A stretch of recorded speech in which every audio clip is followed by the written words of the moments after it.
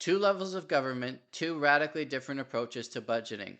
Last week, the province of Ontario introduced its fall economic update for 2025, and 2 days before that, the federal government introduced its 2025 budget, the long awaited 2025 budget that Canadians waited a year and a half to finally get.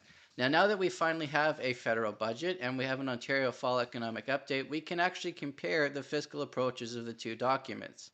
Now, many of you have seen me be very critical of Ontario Premier Doug Ford and his approach to budgeting in previous years. But if you actually look at this document released by Finance Minister Peter Bethlenfalvy, it is pretty fiscally conservative. Now, a $13.5 billion deficit, that's not fiscally conservative.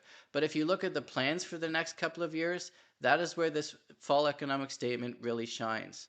The spending increase for this year is being held to less than 3%, and the plan for next year is a virtual spending freeze. All of that to get you to a balanced budget within 2 years and a surplus of $200 million. Now, if the Ford government actually follows through on these plans, this means some very good news for the province of Ontario, and it means finally getting Ontario back into the black and getting our fiscal house in order. Now, compare that to what happened out of Ottawa. You saw a spending increase of 7.2%. All of that talk from Prime Minister Mark Carney of an austerity budget, that's all out the window because this is a record spending budget that has a record deficit outside of COVID-19. And also, what you saw was Prime Minister Mark Carney increase spending at Justin Trudeau-like levels. That's the bottom line here. This is a budget that could have been presented by Prime Minister Justin Trudeau himself, and nobody would have batted an eye. So the reality is Ottawa is spending way too much money. And how much money are they spending on debt interest? Well, Ottawa is now spending as much on debt interest as they are on bringing in through the GST. And the federal government is now spending as much on debt interest as they're transferring to the provinces on healthcare. This is a very dangerous reality. And if you look at the next few years, things are only going to get worse. In 4 years' time, you're still going to have a federal deficit of over $50 billion, whereas Ontario is projecting significant surpluses.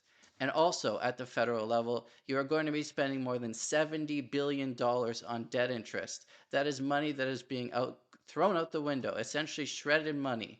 So if you look at the approaches from Ottawa and Queen's Park, you see two very different approaches here. From the Ford government, you see a plan to balance the budget within 2 years, a plan to hold the line on spending, and if they follow through, a plan to get Ontario back on the right path. And in Ottawa, you see more fiscal recklessness, no difference from Prime Minister Justin Trudeau when it comes to Prime Minister Mark Carney. And what we need to see is a clear course correction, a plan to balance the budget, and a plan to get the deficit under control.